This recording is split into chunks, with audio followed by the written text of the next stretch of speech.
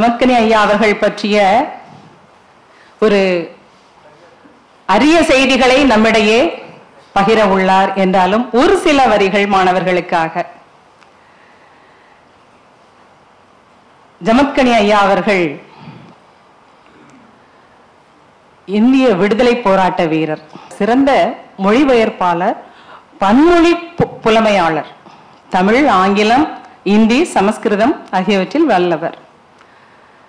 இது அவருடைய படைப்புகளை வச்சே நம்ம தெரிஞ்சுக்கிட முடியும். ஐயா அவர்கள் காளிதாசனுடைய மேகதூதம், மேக சந்தேசம், ரகுவம்சம் இந்த நூல்களை எல்லாம் தமிழாக்கம் செய்துள்ளார்.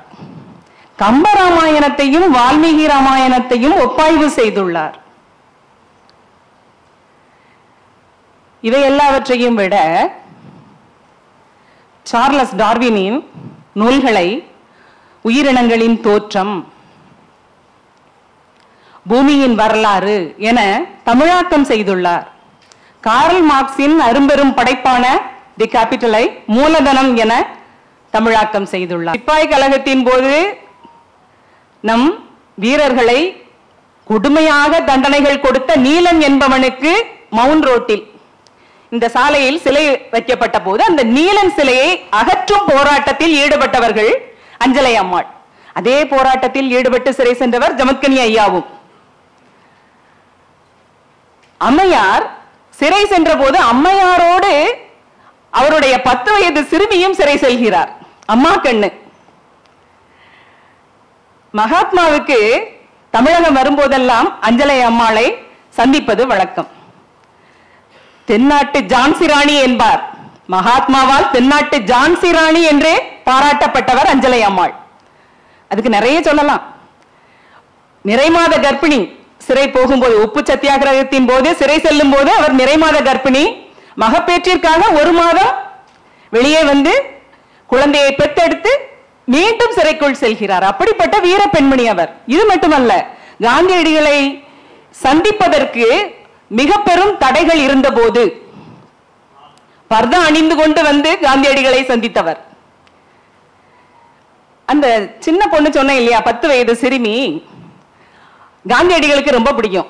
அம்மா கண்ணுங்கிற பேரை லீலாவதின்னு மாத்தி ரொம்ப செல்லமா லீலாவதியோட பழகிறாரு. தன்னுடன் வாத ஆசிரமத்துக்கே அழைத்து செல்கிறார். அந்த சிறுமி வேறு யாரும் அல்ல, ஜமத்கனி ஐயா அவர்களுடைய துணைவியார். ஜமத்கனி ஐயாவுக்கே தன்னுடைய மகளை மனமுவந்து மனம் செய்து வைக்கிறார் அஞ்சலை அம்மாள். அவர்களுக்கு, ஜமத்கனி ஐயாவுக்கும் லீலாவதி அம்மையாருக்கும் பிறந்த மக்களுள் ஒருவர் சாந்தி அம்மையார். அவங்க யாரு அப்படின்னா, நம்மிடையே பொழிவாற்ற வருகை புரிந்திருக்கும் மு. நாகநாதன் ஐயா அவர்களுடைய துணைவியார். சாந்தி அம்மையார் செல்லம்மாள் கல்லூரியில் பேராசிரியராக பணியாற்றியவர், முனைவர். நாகநாதன் ஐயா, நான் ஏற்கனவே சொன்ன மாதிரி உங்களுக்கு தெரியும், தமிழ்நாடு திட்டக்குழுவில் துணைத் தலைவராக பணியாற்றியவர் மட்டுமல்ல, சிறந்த பொருளியல் அறிஞர். நம் சென்னை பல்கலைக்கழகத்தின் பொருளியல் பேராசிரியர், முன்னை பொருளியல் பேராசிரியர். எவ்வளவு நீளம் போகுது அப்படின்னு நினைக்கீங்க இல்லையா? இந்த குடும்பத்தின் வாரிசாக இப்போது உங்களிடையே ஒரு இளம் தலைமுறையில் ஒரு எடுத்துக்காட்டு இளைஞராக வலம் வந்து கொண்டிருப்பவர் மருத்துவர் எழிலன். கலைஞர் அவர்களுக்கும் இப்போதைய முதல்வருக்கும் தனி மருத்துவராக திகழ்ந்து வருபவர். தன் தந்தையை போலவே மாநில திட்டக்குழுவில் உறுப்பினராக சிறக்க பணியாற்றி வருகிறார். ஆயிரம்விளக்கு சட்டமன்ற தொகுதியின் சட்டமன்ற உறுப்பினர் என்பதும் நீங்கள் அறிவீர்கள். இப்படிப்பட்ட பெருமை மிக்க ஒரு அருமையான குடும்பத்திலிருந்து ஐயா அவர்கள் வருகை புரிந்துள்ளார். ஐயா அவர்களுடைய பொழிவை நாம் அனைவரும் கேட்க இருக்கிறோம். ஐயா அவர்களை உங்களின் சார்பில் மீண்டும் ஒருமுறை வருக வருக என வரவேற்பதில் பெருமை கொள்கிறேன். ஐயா அவர்களுடைய பொழிவை செவிமடுப்பதற்காக சான்றோர் பெருமக்கள் பலர் வருகை புரிந்துள்ளனர். நம் சென்னை பல்கலைக்கழகத்தின் முன்னை பதிவாளர் ஐயா அசோக் வர்தன் செட்டி ஐயா அவர்கள் வருகை புரிந்திருக்கிறார். கி வீரமணி ஐயா அவர்கள் வருகை புரிந்திருக்கிறார். சான்றோர் பெருமக்கள் வருகை புரிந்திருக்கின்ற சான்றோர் பெருமக்கள் அனைவருக்கும் இந்த பொழிவினை காணொளி செய்து கொண்டிருக்கும் ஞானபாலன் அண்ணா அவர்களுக்கும் அன்பிற்கினிய எங்கள் மாணவ செல்வங்களுக்கும் எனது வரவேற்பை மீண்டும் தெரிவித்துக் கொள்கிறேன். வருக வருக என வரவேற்று மகிழ்கிறேன். நன்றி, வணக்கம். நம்முடைய முதுகலை பாடத்திட்டத்தில் மொழிபெயர்ப்பு இலக்கியங்கள் என்று ஒரு பாடத்திட்டம் வைத்திருக்கிறோம். மற்ற பல்கலைக்கழகங்களில் எல்லாம் இல்லாத வேறுபட்ட அமைப்பில் வைத்திருக்கிறோம். டிரான்ஸ்லேட்டட் லிட்ரேச்சர் என்று தமிழ் இலக்கியங்களோடு தொடர்புடைய திராவிட மொழி, மலையாளம் போன்ற மொழிகளில் உள்ள இலக்கியங்கள், வடமொழி, பிராகிருத மொழி, ஆங்கிலம் என்றெல்லாம் தேர்ந்தெடுத்து வைத்திருக்கிறோம். எடுத்துக்காட்டாக சொல்ல வேண்டும் என்றால், சங்க இலக்கியத்தை பற்றிய படிப்பு முழுமை பெற வேண்டும் என்றால் பிராகிருத மொழியிலே இருக்கிற காதா சப்தசதி என்கிற இலக்கியம் தமிழ் இலக்கிய மாணவர்களுக்கு தெரிந்திருக்க வேண்டும். அந்த இலக்கியத்தை நாம் பாடமாக அந்த மொழிபெயர்ப்பு இலக்கியங்கள் பாடப்பகுதியிலே வைத்திருக்கிறோம். கம்பராமாயண கல்வி முழுமை பெற வேண்டும் என்றால் இந்திய அளவில் அந்த கம்பராமாயணத்தோடு ஒப்பிடத்தக்க இலக்கிய பகுதிகள் என்னென்ன இருக்கிறது, அவையெல்லாம் மாணவர்கள் தெரிந்து கொள்ள வேண்டும் என்கிற எண்ணத்தில் காளிதாசனுடைய ரகுவம்சம் பாடமாக வைத்திருக்கிறோம். அந்த ரகுவம்சத்துக்கு யாருடைய மொழிபெயர்ப்பை நாம் பாடத்திட்டத்தில் பாடமாக வைத்திருக்கிறோம் என்றால், இன்றைக்கு பேசு பொருளாக இருக்கிற ஐயா அறிஞர் ஜமதக்னி அவர்களுடைய ரகுவம்சத்தை பாடமாக வைத்திருக்கோம். அந்த ரகுவம்சம் அளவிலே பாடல் எண்ணிக்கையிலே மிகுதியானது. ஜமதக்னியின் சிறப்புகள், அவர் மார்க்சியத்தில் வல்லுனர், விடுதலை போராட்ட களத்தில் அந்த வேள்வியில் தன்னை அர்ப்பணித்துக் கொண்டவர், வடமொழி இலக்கியத்தில் ஆழ்ந்து அரிய பல முத்துக்களை எடுத்து வழங்கியவர். இதெல்லாம் ஒரு பக்கம் என்றால், அவர் ஆராய்ச்சி பகுதியிலும் தன்னுடைய வல்லமையை காட்டியிருக்கிறார். இப்படி பக்கம் பக்கமாக பல பரிமாணங்களை கொண்ட ஒரு ஆளுமை. அவர் கம்பனை புரிந்து கொள்ள காளிதாசனை நமக்கு மிகப்பெரிய விளக்காக வழங்கி இருக்கிறார். அந்த அவருடைய பல பரிமாணங்களில் அதிகம் பேசப்படாத ஒரு பரிமாணம் அவருடைய யாப்பு ஆளுமை. பல்லாயிரம் பாடல்களை மிக அழகான, மிக வளமான விருத்தங்களில், கலித்துறைகளில் அவர் ரகுவம்சத்தை படைத்து தந்திருக்கிறார். ஏதோ உரைநடையிலே எளிமையாக செய்த மொழிபெயர்ப்பு இல்லை. ஒரு பக்கம் வடமொழி புலமை, இன்னொரு பக்கம் யாப்பு ஆளுமை. அப்படிப்பட்ட ஒரு மிகச்சிறந்த மொழிபெயர்ப்பு படைப்பு, ஒரு மூல படைப்புக்கு இணையாக சொல்லத்தக்க படைப்பு இந்த ஜமதக்னி அவர்கள் மொழிபெயர்த்து வழங்கி இருக்கிற ரகுவம்ச படைப்பு. அதை பாடமாக வைத்திருக்கிறோம். இப்படி நம்முடைய பாட நோக்கிலும் தமிழ் மொழிபெயர்ப்பியல் வரலாற்றிலே மிகப்பெரிய முன்னோடிகளில் ஒருவராக திகழ்கிற ஜமதக்னி அவர்களை நாம் அறிந்து கொள்வது முக்கியம். இன்னொரு வகையிலே இந்திய விடுதலை போராட்ட வரலாறு, தமிழ் சமூக வரலாறு, பொதுவுடைமை இயக்க வரலாறு என்கிற நிலைகளில் எல்லாம் நாம் அறிந்து கொள்ள வேண்டிய மாபெரும் ஆளுமை ஜமதக்னி அவர்கள். அவர்களை குறித்து இந்த பொழிவை நாம் திட்டமிட்டு அமைத்திருக்கிறோம். கடந்த ஆண்டு நான் புதுதில்லிக்கு சென்றிருந்த பொழுது என்னுடைய நோக்கத்துக்காக பாரதிதாசன், பெரியார், அயோத்திதாசர் தொடர்பான ஆவணங்களை எல்லாம் தேடி திரட்டி கொண்டிருந்தேன். அப்பொழுது ஒரு பாரதி தொடர்பான ஆவணம் சிக்கியது, கண்ணில் பட்டது. அதை படித்த போது உடனே பெருந்தகை ஐயா நாகநாதன் அவர்கள் நினைவு வந்தது. இதை கட்டாயமாக எடுத்து சென்று பேரறிஞர் பெருந்தகை நாகநாதன் அவர்களுக்கு பரிசிலாக வழங்க வேண்டும் என்று விரும்பினேன். அது வேறொன்றும் இல்லை, ஐயாவுடைய மாமனார் ஜமதக்னி அவர்களுடைய மாமியார், தென்னாட்டின் ஜான்சிராணி என்று போற்றப்படுகிற அஞ்சலை அம்மாள் தொடர்பான ஒரு 90 ஆண்டுகளுக்கு முந்தைய தமிழின் முதல் நாளிதழான சுதேசமித்திரனில் வெளிவந்த ஒரு பதிவு. 1935 செப்டம்பர் 13ஆம் தேதி புதுச்சேரியிலே பாரதி தின விழாவிலே ஐயாவுடைய மாமனாரின் மாமியார், மாபெரும் சுதந்திர போராட்ட, விடுதலை போராட்ட வீராங்கனை அம்மா அவர்கள் பேசிய பேச்சை நான் கண்டெடுத்து கொண்டேன். அதனை ஐயா அவர்களுக்கு அன்போடு வழங்கி இந்த உரை இனிது தொடங்கும் என சொல்லி நிறைவு செய்கிறேன்.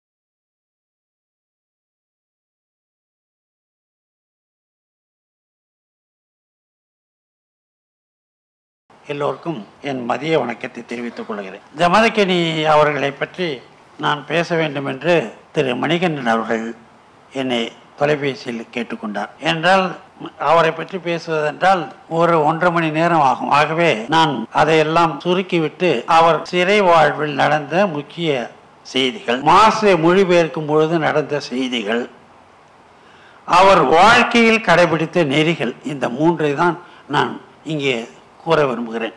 ஏனென்றால் ஒருவர் வெறு வாழ்வு வாழ்ந்து விட்டார். அது அவரை சொல்லுவாங்க சிறைப்பறவைன்னு சொல்லுவாங்க அவரை. ஏன்னா தமிழ்நாட்டில் அது காமராஜர் சொன்னார், இது உங்கள் மாமனார் தான் அதிக நாள் சிறையில் இருந்திருப்பார்னு நான் நினைக்கிறேன், நான் 9 வருஷம் இருந்தேன், என்னை விட அவர் அதிகமாக இருந்திருக்காரு அப்படின்னு சொன்னார். அதை எப்படின்னா அவர் ஒரு குறிப்பு வச்சிருந்தார், சிறை கைதியோட நம்ம போட்டு, அதை நான் இங்கே சொல்லி ஆகணும். அவர் காந்தி அறிவித்த அத்தனை விடுதலை போராட்டத்திலும் ஈடுபட்டார். அது இல்லாமல் நீலன் செல்ல சத்தியாகிரகம், கம்யூனிஸ்ட் கட்சியில் சேர்ந்த பிறகு அவர் தான் கம்யூனிஸ்ட் கட்சியுடைய ஃபவுண்டர் மெம்பர். ஏனென்றால் ஜீவாவோட இவர் வயதில் மூத்தவர். ஜீவாவை கூட தமிழ்நாட்டில் கம்யூனிஸ்ட் கட்சியை நிறுவுவதற்கு அரும்பாடுபட்டவர். இது பல மூத்த கம்யூனிஸ்ட் தலைவர்களுக்கு தான் தெரியும். அடிக்கடி நல்லக்கண்ணையாவை சொல்லுவார்கள், மறைந்த சங்கரையா சொல்லுவார்கள்.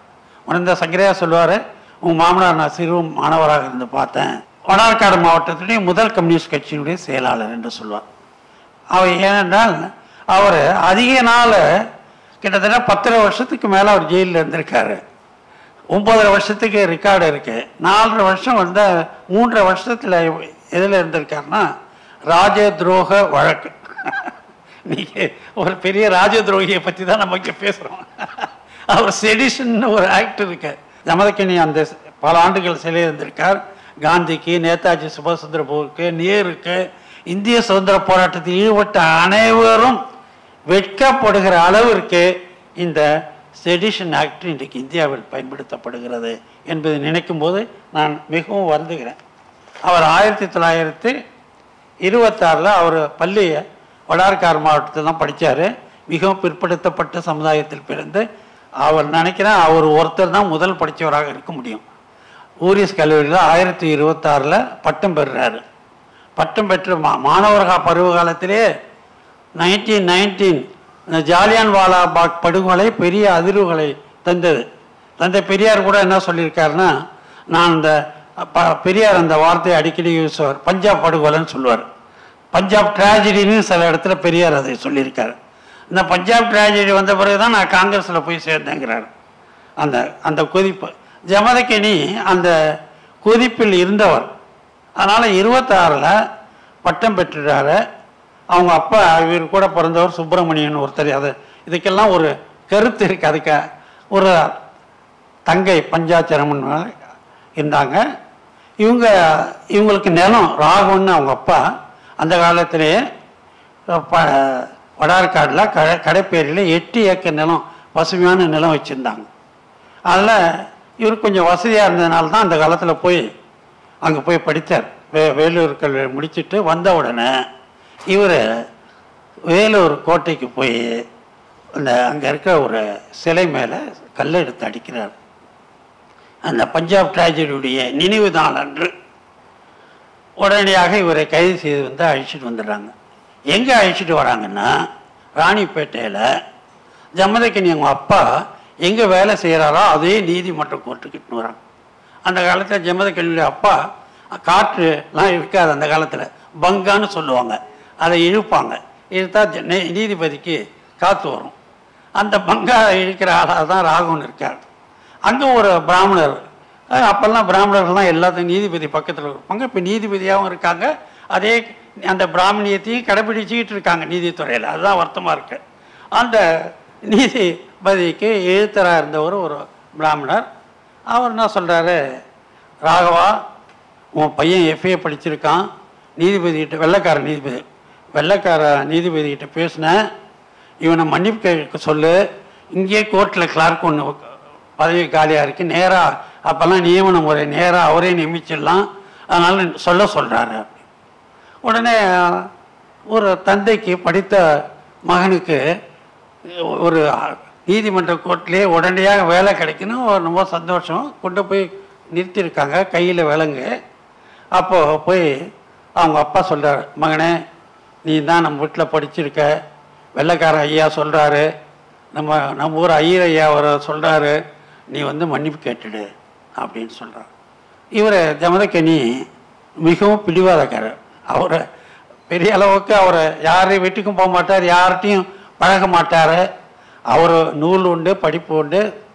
சுதந்திர போராட்ட காலத்தில் தீவிரமான ஒரு கம்யூனிஸ்ட் கட்சியில் கூட அதிகமாக அவர் ஜனசக்தி அலுவலகத்துக்கு தான் போயிருக்காத.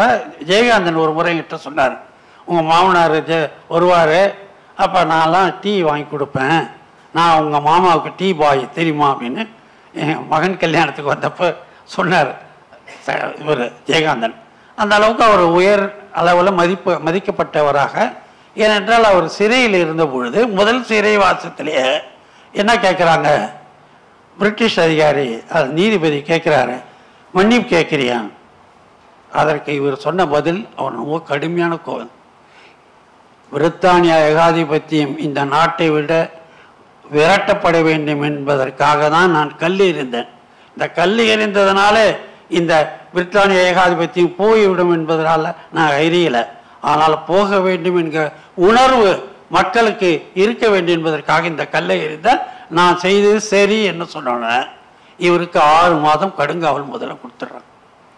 அதனால தான் காமராஜருக்கு முன்பு இந்திய கம்யூனிஸ்ட் கட்சி தலைவர் பி ராமமூர்த்திக்கு முன்னாடி சிறையில் 26லேயே போயிடுறாரு. அப்பொழுது ஜமதக்கனிக்கு கையிலையும் விலங்கு போடுறாங்க, காலிலையும் விலங்கு போடுறாங்க. அந்த காலகட்டத்தில் அந்த 6 மாதம் கையில் விலங்கு, காலில் விலங்கு.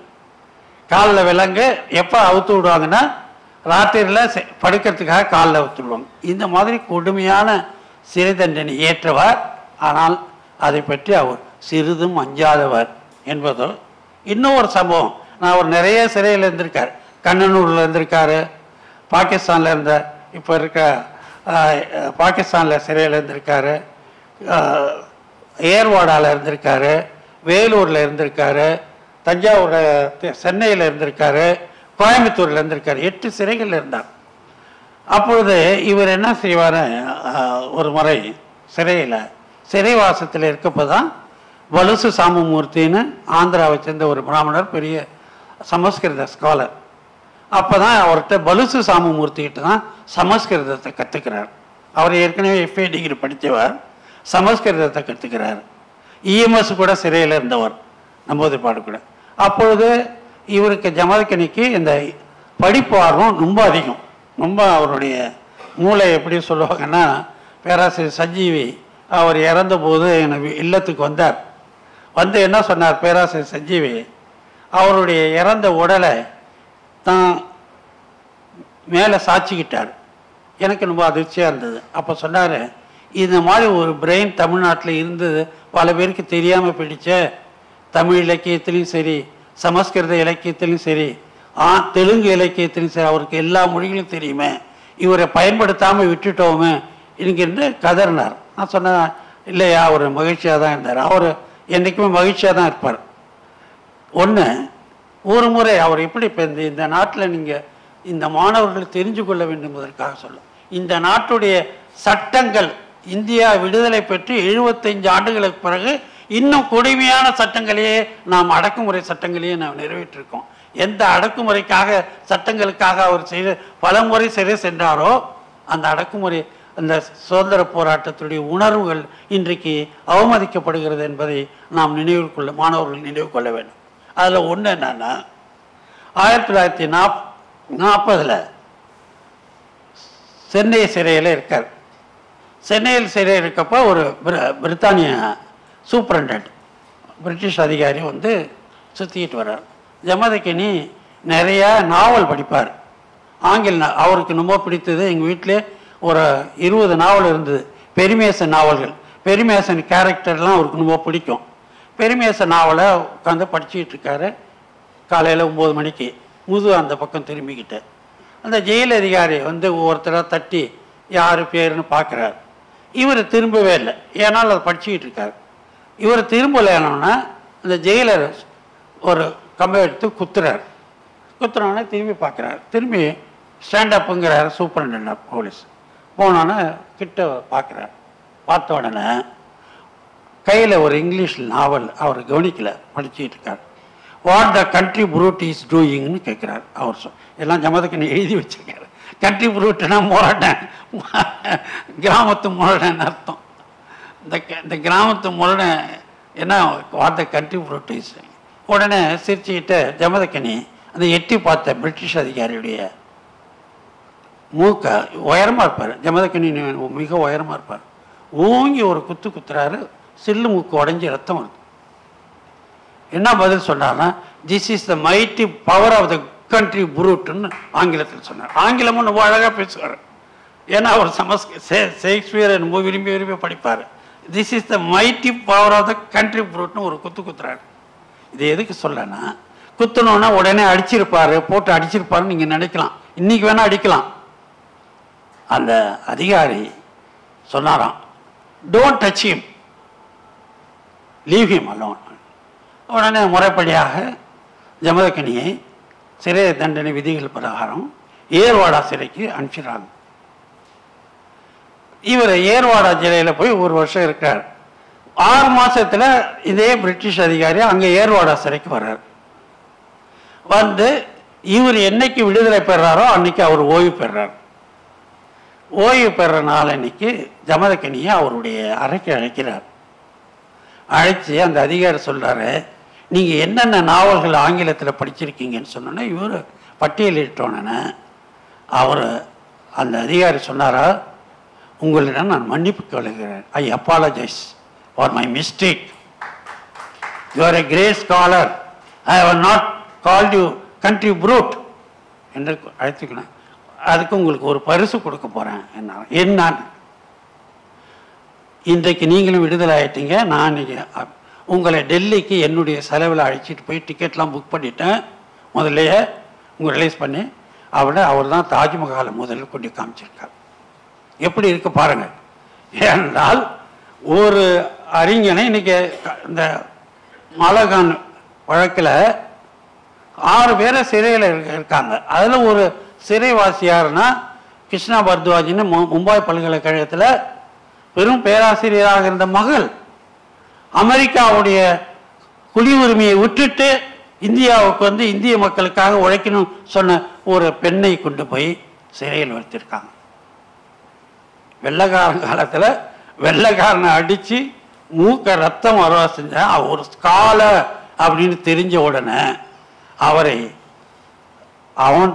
நான் தவறு செய்தேன் என்று பிழைக்க. இப்படிதான் வெள்ளைக்காரர்கள் நிறைய நல்ல அதிகாரிகள் எல்லாம் இருந்திருக்கிறார்கள் என்பதை இந்த அவையில் இருக்கிற மாணவர்கள் தெரிஞ்சுக்கொள்ளும். இன்னொன்று, அவரை எப்படி அவர் ஒரு கம்யூனிஸ்ட் வாழ்க்கையை வாழ்ந்தாருங்கிறதுக்கு நான் சொல்றேன்னா,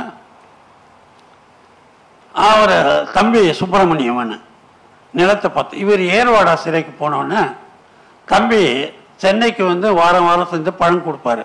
கொடுத்து பஸ் ஏறி திருப்பியும் கடைப்பேரிக்கு போயிடுவார். ஏர்வாடாக்கா அங்கே வந்திருக்காரு. ஒரு வாரம் வந்து அந்த ஜெயிலர் சொல்லியிருக்காரு, உங்களை பார்க்கறதுக்கு உங்கள் தம்பி வந்திருக்காரு. இங்கே என் தம்பி வர்றதுக்கு வாய்ப்பு இல்லைன்னு உள்ளே கூப்பிட்டா அவர் தம்பி ஒரு பையன் நிறையா பழத்தை எடுத்துகிட்டு வந்து நிற்கிறார். எங்கடா வந்தேன்னு நான் எங்கள் வீட்டுக்கு வந்து தம்பி அப்படி தான் கூப்பிடுவார். எங்கடா வந்தேன்னு கேட்டதுக்கு அதுக்கு சுப்பிரமணியம் சொல்லியிருக்காரு, அண்ணா நீ ஜெயிலுக்கு போனால நான் போய் ஜெயிலில் விசாரித்தேன், உன்னை ஏர்வாடுக்கு மாற்றிட்டான்னு சொல்லிட்டாங்க. அதனால் நான் அங்கே ஜெயிலர்கிட்ட அட்ரஸ் வாங்கிட்டு இங்கே வந்துட்டேன். எப்படா 10 நாளாக என்ன செய்கிற? நீ இங்கே 6 மாதம் இருக்கிறவர்களும் இங்கே தான் இருப்பேன். என்னடா செய்கிறேன்னா வண்டி இழுத்துக்கிட்டு இருக்கேன். வண்டி இழுத்து தம்பிக்காக ஒரு பிளாட்ஃபாரத்தில் தங்கியிருந்த அண்ணனுக்காக கொடுத்தார். இதை ஏன் சொல்கிறேன்னா, இதுக்கு ஒரு காரணம் இருக்கிறது. எனக்கு திருமணம் முடிந்த பிறகு எங்கள் வீட்டில் தான் இருக்கார் ஜமதக்கனி. ஜமதக்கனிக்கு ஒரு மகன். அந்த கடைப்பேரியில் இருக்கிற 6 ஏக்கர் நிலத்தை தான் தம்பி பேரில் எழுதணும் முடிவு பண்ண. அது அவங்க அப்பா சொத்து, எல்லா பேருனுக்கும் உண்டு. Legal airs. லீகல் ஏரு என் மனைவியும் ஒரு லீகல் ஏரு. என் மச்சான் மைத்துனர் சிவாஜின்னா ஒரு லீகல் ஏர். என்கிட்ட கேட்குறாரு, எனக்கு வேணாங்க கொடுத்துருங்க. என் மச்சான் மைத்துனர் அதை கொடுக்க விரும்பலை, எனக்கு அதுக்கு பணமாக கொடுங்குறார். அவர் கொடுக்கல, தம்பிக்கு கொடுத்துட்டார்.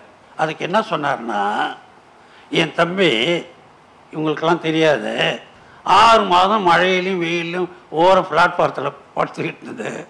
நான் 6 மாதம் வந்தான், அவனுக்கு தான் இந்த சொத்து. 2 ஜமதக்கனி சொல்லுவார், நாட்டில் சொத்துரிமையே இருக்கக்கூடாது.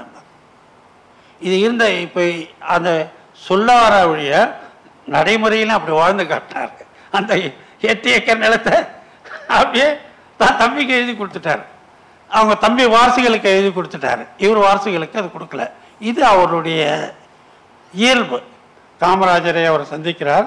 நான் போன பிறகு தான் எமர்ஜென்சியில் நாங்கள் போய் பார்க்கணும். அது ஒரு குறிப்பை நான் சொல்ல விரும்புகிறேன். காமராஜர் பார்த்து 2 பேரும் நல்லா பேசிக்குவாங்க உரிமையோடு. காமராஜர்கிட்ட சொல்கிறாரு, நான் ரொம்ப கவலையாக இருக்கேங்கிறாரு.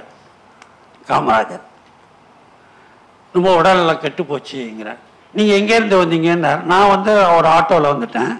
எங்கள் தண்டையார்பேட்டிலேருந்து அப்போ வந்தவர் தேரா நகர் பஸ் ஸ்டாண்ட்லேருந்து காமராஜர் வீட்டுக்கு நடந்தே வந்திருக்கார். எனக்கு மனக்கவலை, இந்த நெருக்கடி நிலை அறிவித்தேன். எனக்கு யாரை பற்றியும் கவலை இல்லை. மற்றவங்க அரசியல்வாதிக்குன்னா பரவாயில்ல, ஜெயபிரகாஷ் நாராயண கைது பண்ணது தான் எனக்கு ரொம்ப மனத்தாங்கலாக இருக்கார். ஏன்னா அவர் சுதந்திர போராட்டத்தில் உங்களை மாதிரி ஜமதக்கனி பார்த்து சொல்கிறார், உங்களை மாதிரி எந்த பதவியும் வேணானவர், எந்த பதவிக்கும் வராதவர், எந்த பதவிக்கும் போட்டியிடாதவர், கேட்காதவர், அவரை கொண்டு போய் ஜெயிலில் வச்சுட்டாங்களேங்கிற ஒரு கஷ்டத்தில் தான் எனக்கு ரொம்ப. நான் எப்படி உடனே எங்கள் மாமனார் விளையாட்டை கேட்டார், இது நீங்கள் வந்து ஏன் மொரார்ஜி தேசாயை தேர்ந்தெடுத்திருக்கலாமே அப்படின்னு. இதை நான் ஏற்கனவே பதிவு செய்திருக்கிறேன் மாணவர்களுக்காக இந்த தகவல். உடனே காமராஜர் என்ன சொன்னார், மொரார்ஜி தேசாயை விட இந்திரா காந்தி பெட்டர் அப்படிங்க. ஏன்னு நேரு கூட ட்ராவல் பண்ணார். சில பேர் சொல்கிறாங்க வாரிசு அரசியல்னு. நேரு இறந்த பிறகு சாஸ்திரிக்கு தான் பிரதமராக நான் தேர்ந்தெடுத்தேன். அது கூட கன்சென்சஸ் வழியாக தான். அப்பயும் மொரார்ஜி போட்டியிட்டார். ஆனால் நேரு உயிரோடு இருக்கும் பொழுது நேரு சாஸ்திரியை தான் நம்பினார். முக்கியமான கான்ஃபிடென்ஷியல் ஃபைல்ஸ் எல்லாம் லால் பகதூர் சாஸ்திரி தான் நேரு உயிரோடு இருக்கப்போ உடம்பு சரியாருன்னு பார்த்தாரு. அதனால் இது நேச்சுரலாக நேருடைய சாய்ஸும் என் சாய்ஸும் ஒன்றா இருந்தது. அதனால் நான் தேர்ந்தெடுத்தேன். 2வது முறை இந்திரா காந்தியை தேர்ந்தெடுத்தேன்னா, இந்திரா காந்தி வந்து அவங்க அப்பா கூட உலகம் பூரா சுற்றிருக்காங்க. உலகம் பூரா பார்த்ததுனால இந்திய உணர்வுகளை அவங்க புரிஞ்சுக்குவாங்க, பல தேசிய இனங்கள் இருக்கிற உணர்வுகளை புரிஞ்சுக்கொள்வாங்க, நான் தேர்ந்தெடுத்தேன் அப்படின்னு சொன்னார். அப்படி சொல்லிட்டு இன்னொன்று சொன்னார், இந்த குஜராத்தியை தேர்ந்தெடுத்தேன்னா 2 வருஷத்தில் மொரார்ஜி பேர் பண்ணார். நீங்கள் ஆச்சரியமாக இருக்கு, மொரார்ஜி 2 வருஷத்துக்கு மேலே இல்லை, அவர் காமராஜ் சேர்த்து போயிட்டார் அப்படின்னு ஜமதக்கனி கேட்குறேன். என்ன குஜராத்தில் என்ன அவங்க வந்து குஜராத்தியர்கள் வந்து தங்களுடைய மாநில நலங்களை தவிர அவர்களை கவனிக்க மாட்டார்கள். அந்த நேரத்தில் இருக்க ஐஏஎஸ் அதிகாரி இருந்தாங்கன்னா குஜராத்துக்காரன் தான் போடுவாங்க. அவர்கள் குஜராத்துக்காரர்கள் இந்தியாவை ஆண்டால் இந்தியா அழிஞ்சு போயிடும்னார். இன்னைக்கு நடைமுறையில் வந்திருக்குது. காமராஜர் நான் இதை நீங்கள் தெரிஞ்சுக்கணும், காமராஜர் சொன்னது. ஏன்னா நான் அவர் சொன்னாரேங்கிறதுக்காக 77 மொரார்ஜி தேசாய் வந்த உடனே நான் பார்க்குறேன் HM பட்டேலுங்கிறவர் தான் ரிசர்வ் பேங்க் கவர்னராக போடுறாரு, ஃபைனான்ஸ் கமிஷன் போடுறாங்க. ரொம்ப நேர்மையான ஃபைனான்ஸ் கமிஷனாக இருந்தார். ஷிலாட்டுன்னு, ஜஸ்டிஸ் ஷிலாட்டு, அவரும் குஜராத்தி முஸ்லீம் தான். அப்போ 1990 இவர் 77ல் அங்கே உகண்டாவில் கலவரம் நடக்குது. அப்பொழுது இடி அமீன் 1000 குஜராத்திகளை வெளியேற்றினார். ஏர் இந்தியா விமானத்தை எடுத்துகிட்டு வந்து அழிச்சிட்டு வந்தாங்க. இப்போ ஈழத்தமிழர்களுக்கு அப்படியா செய்கிறாங்க? நேற்று கூட நாடாளுமன்றத்தில் ஒருத்தர் கேட்டிருக்கார், ஈழத்தமிழர்கள் 78 பேர் அரெஸ்ட் பண்ணி வச்சிருக்காங்களே, நீங்கள் என்ன செய்து கொண்டிருக்க? ஆனால் குஜராத்தியர்கள் என்றால் அவர்களுக்கு ஒரு தனி அக்கறை மொரார்ஜி தேசாயை செலுத்தியிருக்கார். காமராஜர் சொன்னது சரி, நாடு உருப்படாமல் போயிடுன்னு சொன்னார். அதை நீங்கள் தான் உருப்பிட்டிருக்கா உருப்பிடலையாங்கிறது மாணவர்கள் முடிவுக்கு விட்டு விடுகிறேன். இவ்வாறாக ஜமதக்கனி அவர் மொழிபெயர்ப்பில் அவர் சமஸ்கிருதத்தில் பெரிய வல்லுனர். வல்லுனர்னால் நீங்கள் சொன்னீங்கல்ல, அந்த காளிதாசனின் ரகுவம்சம் மேக சந்தேசம் 2யும் சமஸ்கிருத வரியும் இருக்கும், தமிழ் வரியும் இருக்கும். என்கிட்ட இருக்கு சில படிகள். அப்படியே ஒரு முறை மூத்த சங்கராச்சாரி இவரை பார்த்து, இப்போ அந்த இவரில் ஓடிப்போனவரில் நான் சொன்னது அவருக்கு மேலே ஒருத்தர். ஏன்னா நீங்கள் சொல்லணும், நீங்கள் அவங்கெல்லாம் கோவப்படுவாங்க பிராமின்ஸுக்கு. என்னன்னா, நீங்கள் எனக்கு நினைவுக்கு வந்ததுனால சொல்கிறேன். சங்கராச்சாரியார் ஓடி போயிட்டார். ஓடி போனோன்னே தமிழ் இங்கிலீஷ் இந்துவெலாம் போகிறார். சங்கராச்சாரியார் ஃபவுண்ட் மிஸ்ஸிங்னு போட்டாங்க. நீங்கள்லாம் நான் ஃபவுண்ட் மிஸ்ஸிங்னு இங்கிலீஷில் போட்டேன். அதுக்கு இந்து ஆசிரியருக்கு ஒரே நாள் 1000 கடிதம் எழுதுனாங்க, கண்டிச்சு, இந்துவை கண்டிச்சு. ஃபவுண்ட் மிஸ்ஸிங்னு போட்டிங்களே. ஆனால் இந்து திருப்பியும் அந்த டிக்ஷனரியை ரெஃபர் பண்ணி காணாமல் போனதுக்கு இங்கிலீஷ் டிக்ஷனரிலாம் ஃபவுண்ட் மிஸ்ஸிங் தான் கரெக்ட்னு பதில் போட்டாங்க. எல்லாம் அந்த சங்கராச்சாரியார் இல்லை. ஆனால் அந்த சங்கராச்சாரியார் அரெஸ்ட் பண்ணோன்னு இந்துராம் பின்னால் போனார். இதுதான் இங்கே தான் நாம் ஒவ்வொருவரும் உணர வேண்டியிருக்கு. எந்த சங்கராச்சாரியார் தாக்குறாரோ அந்த சங்கராச்சாரியார் கைது பண்ணுறாரு. கொலை கேஸுக்காக இந்துராம் பின்னால் போய் நிற்கிறார். இதெல்லாம் நீங்கள் நீங்கள் செய்தி அறிய வேண்டும். என்றால் நீங்கள் வரலாறு என்பது கடந்த கால வரலாறு இல்லை, நிகழ்கால வரலாற்றையும் நீங்கள் உணர்ந்தாதான் ஜனநாயகம் உயரும். ஜனநாயகத்தில் ஒருத்தர் உரையாடல், ஒரு கருத்து இன்னொரு கருத்து, மாற்று கருத்து, நியாயமான பெரியார் சொல்லுவார், என் கருத்தை ஏற்றுக்கிறீங்களோ இல்லையோ, அது என் கருத்தை நான் என்ன சொல்கிறேன், போகிற போது சிந்திங்க, ஏற்றுக்கிறதா இருந்தால் ஏற்றுங்க, இல்லைன்னா விட்டுட்டு போயிடுங்க. அது அவர் சொல்கிற பெரிய ஜனநாயக முறை, பெரியாருடைய ஜனநாயக முறை. பெரியார் மாதிரி ஒரு தொடர்ந்து கல்லடிப்பட்டு செருப்படிப்பட்டு சாணி வீசு, ஏன் மனித மலத்தையும் அவர் மீது வீசினாங்க. அப்படிப்பட்டு தொடர்ந்து 50 ஆண்டுகள் இந்த தமிழ் மண்ணில் அவர் பாடுபட்டதனால்தான் இன்றைக்கு நாம் விழிப்புணர்ச்சி பெற்றிருக்கிறோம் என்பதை நீங்கள் மக்கள் உணர்ந்தே தீரணும், மாணவர்கள் குறிப்பாக. ஏன்னா இப்போ நான் இந்த ஒரு நிகழ்ச்சியிலே நீங்கள் புரிஞ்சுக்குங்க. அந்த மூத்த சங்கராச்சாரியர் ஜமதக்கனிய அப்போது KS சாஸ்திரின்னு சென்னை உயர்நீதிமன்றத்தில் நீதிபதியாக இருந்தார். நீங்கள் பார்த்தீங்கன்னா அந்த புத்தகத்தில் இருக்கும். KS சாஸ்திரி அந்த முதல் நூலில் கொடுத்துருப்பார். அவர் ஜமதக்கனியை கான்டாக்ட் பண்ணி, சங்கராச்சாரிய உங்கள் லெக்சரை கேட்கணும் விரும்புகிறார். உடனே ஜமதக்கனி சொன்னார், நான் கம்யூனிஸ்ட், கடவுள் மறுப்பாளர், மத மறுப்பாளர். ஆனால் சமஸ்கிருதத்தில் இருக்கிற கருத்துக்களை அவர் உரையாக கேட்க வேண்டும் என்றால் நான் காஞ்சிபுரத்துக்கு வர மாட்டேன், நீங்கள் வேணால் மந்தவெளிக்கு வரேன், மந்தவெளியில் சங்கரா மடத்துக்கு ஒரு இடம் இருக்குது, அங்கே நான் பேசுகிறேன் அப்படின்னு அங்கே அந்த காஞ்சி சங்கராச்சாரியர் முன்னாலே இவர் மாதிரி உட்காரவோ அப்துல் கலாமே போய் நின்றுட்டார். காஞ்சி சங்கராச்சாரியார் சென்னைக்கு இந்த 2வது சங்கராச்சாரியர் சென்னை பல்கலைக்கழகத்தில் நடந்தது, இக்னாஷிமுத்தன் இருந்தப்ப அவருக்கு பிறந்த நாளை கொண்டாடுறாங்க. அப்துல் கலாம் நிற்கிறார், அப்துல் கலாம் நின்றார். ஆனால் ஜமதக்கனி அவர் தூரம் இருந்தார், இவர் பேசினார்.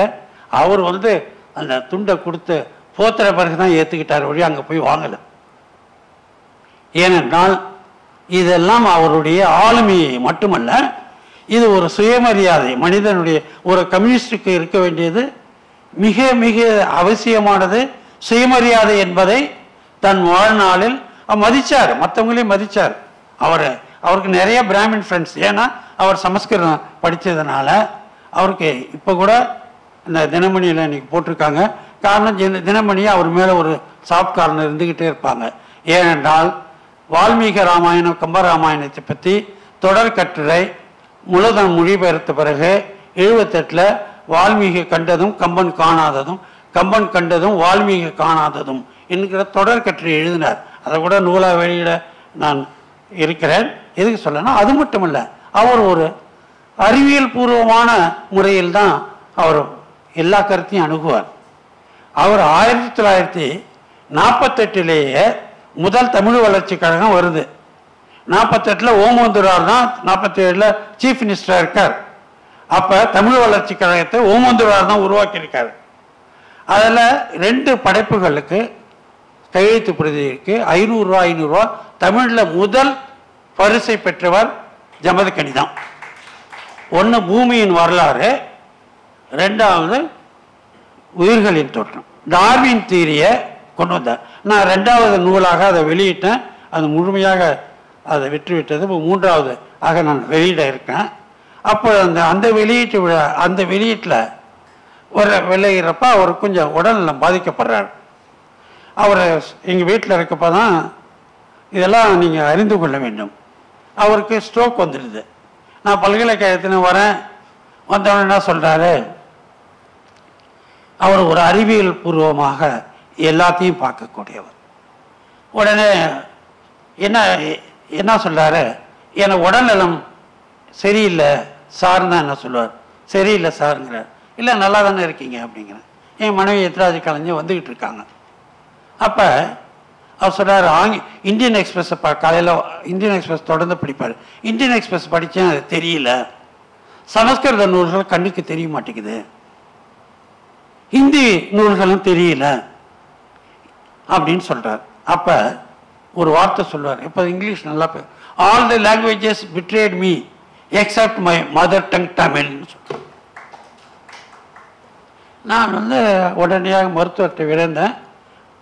ட்ரீட்மெண்ட்டை கொடுத்தோம்.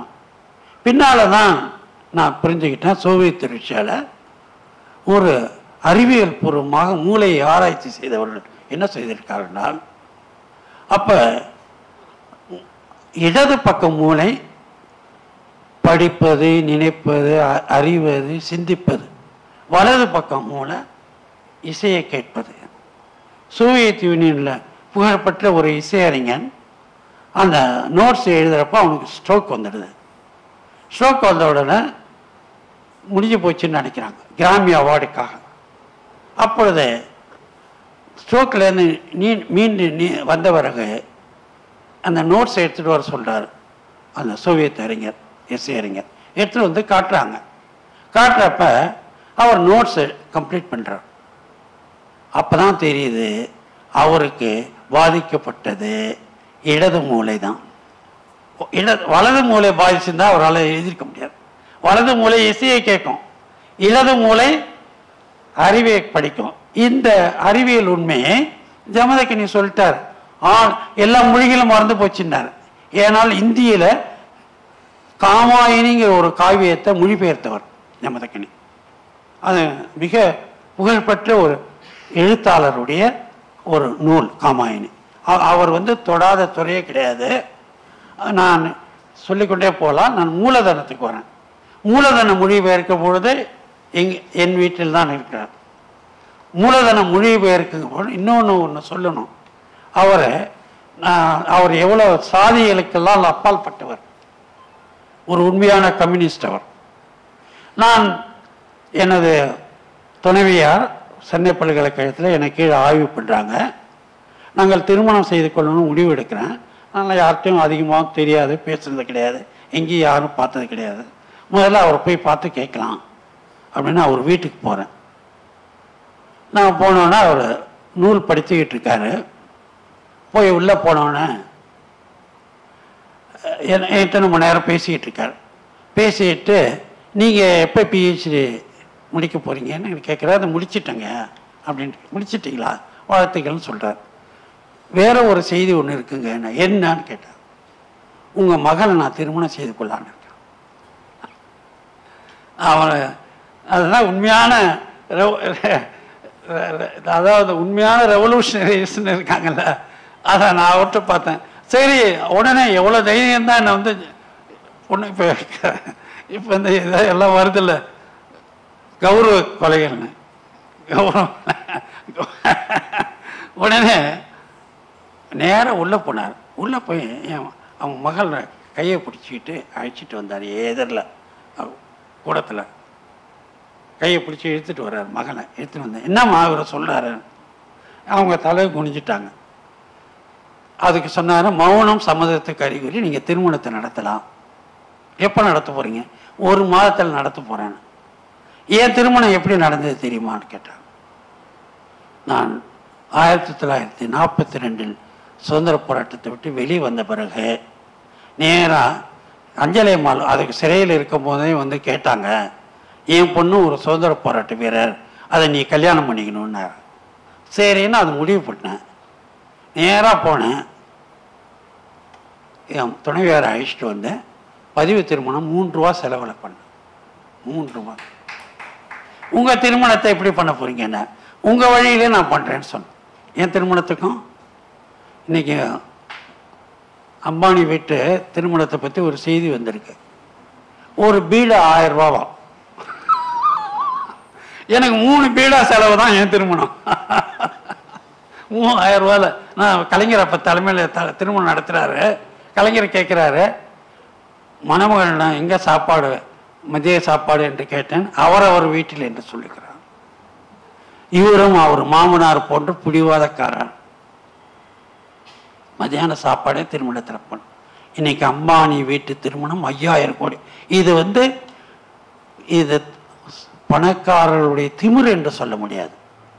இது பணக்காரர்கள் ஏழைகளை பெரும் அவமதிக்கிற குற்ற செயல், கிரிமினல் ஆக்ட் நான் சொல்றேன். பொதுமக்களை அவமதிக்கிற ஒரு குற்ற செயல், கிரிமினல் ஆக்ட். இதை சட்டம் அதுக்கு போய் மோடியே போறார். நாடு எங்கே போயிடும். ஒரு படத்துல எம்ஜிஆர் கூட கோவம் வந்துச்சுன்னு இளையராஜாவை கூப்பிட்டு எம்ஜிஆர் கேட்டார். எம்ஜிஆர் ஆட்சியில் நீங்கள்லாம் மறந்துருப்பீங்க, மாணவர்களாக இருந்திருப்பீங்க. 78 அந்த பணம் அண்ணன் அண்ணன் நம்ம ஊரு கெட்டு போச்சு அண்ணன் ஒரு பாட்டு ஒரு டாக்டர் பாடியிருப்பார். அண்ணன் அண்ணன் நம்ம ஊரு கெட்டு போச்சு அண்ணன். சொன்னா வைக்க கேடு அந்த பாட்டில் வரும், சொல்லாவிட்டா மானக்கேடு.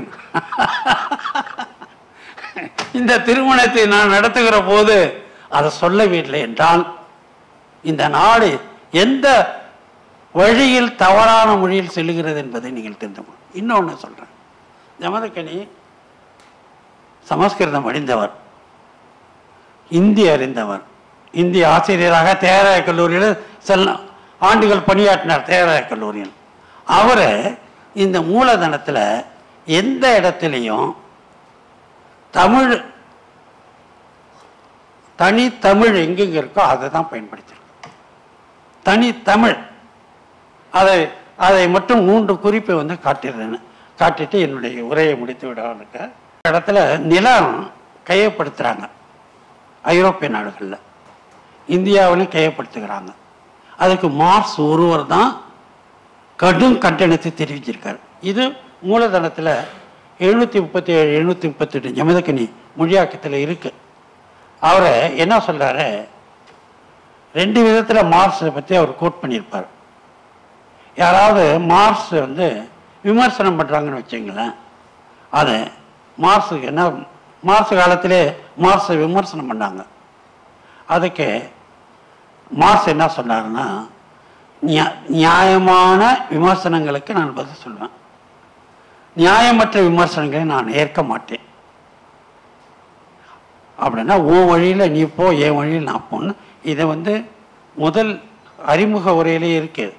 இன்னொரு இடத்துல இந்த நிலத்தை பறித்து கொள்ளுகிறப்ப மார்க்ஸ் என்ன சொல்றாருன்னா, ஒரு கவிஞனுடைய என் வாழ்க்கை சாதனைகளை நீ பறித்து கொள்ளும் போது என் உயிரே பறித்து வணங்குகிறாய். You take my life when you do take the means I live என்பதை ஜமதக்கனி எவ்வளவு அழகாக என் வாழ்க்கை சாதனைகளை நீ பறித்து கொள்ளும் போது என் உயிரே பறித்து கொள்கிறாய் என்று அவர் சொல்றார். அதே நேரத்தில் ஜமதக்கனிக்கு அங்கங்கே குறிப்பு வர கொடுத்துருக்காரு. என்னன்னா 857 சிப்பாய் மேட்னி உங்களுக்கு தெரிஞ்சிருக்கும். சிப்பாய் மேட்னி பற்றி மார்க்ஸ் நிறைய மூலதனத்தில் எழுதியிருக்கார், நிறைய எழுதியிருக்கார்.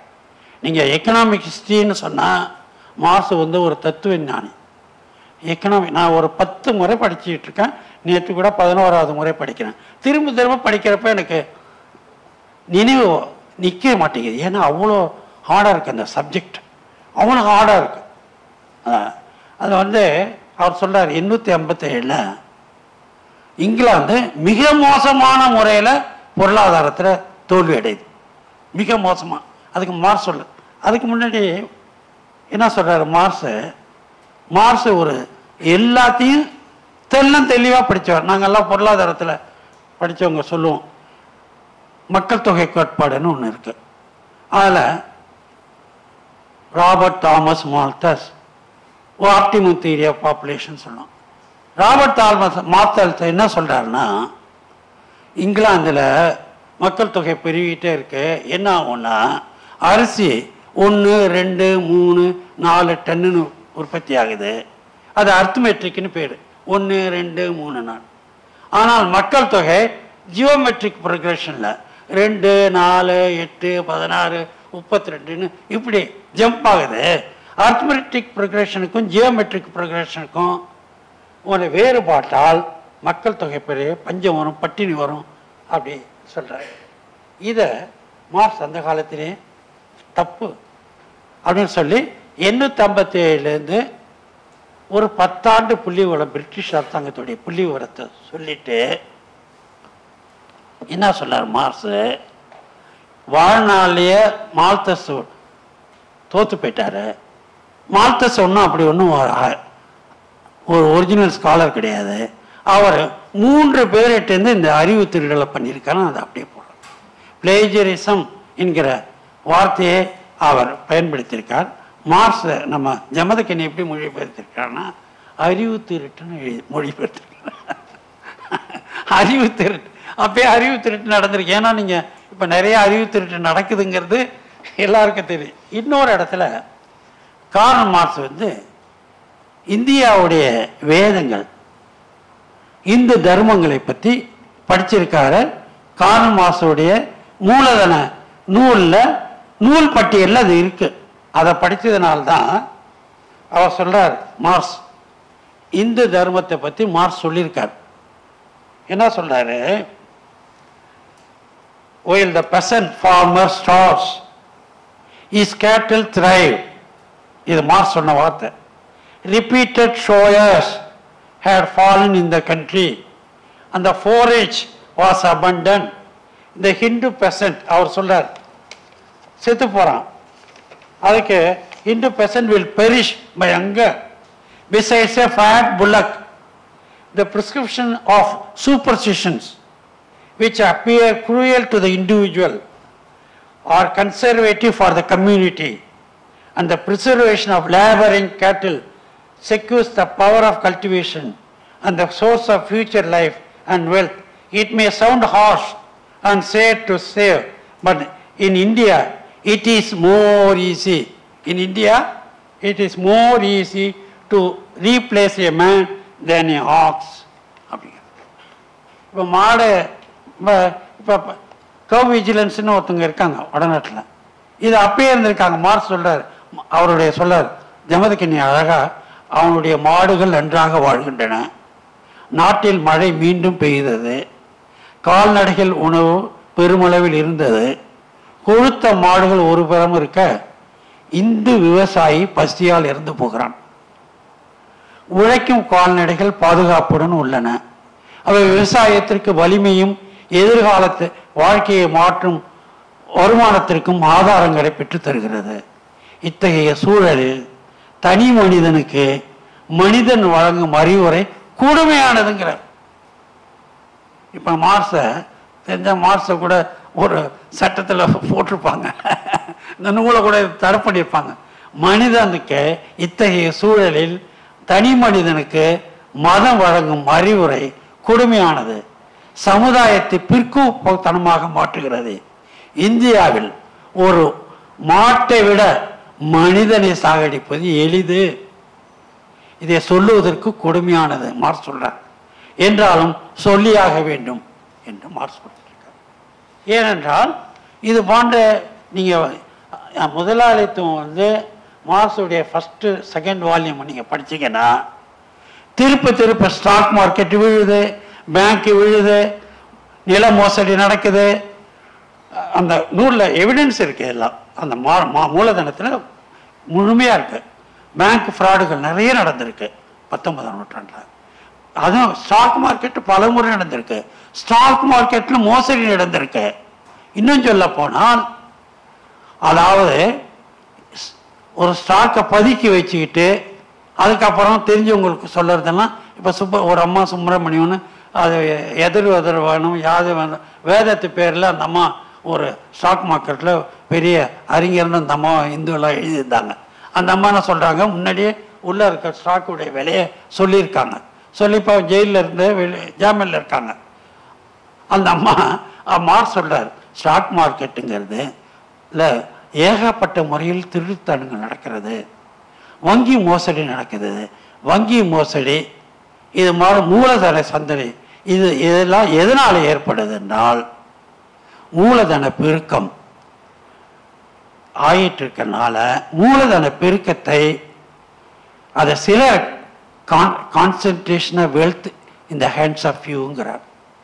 சென்ட்ரலைசேஷன் ஆஃப் கேபிட்டல்ங்கிற வார்த்தையும் மார்க்ஸ் சொல்றார்.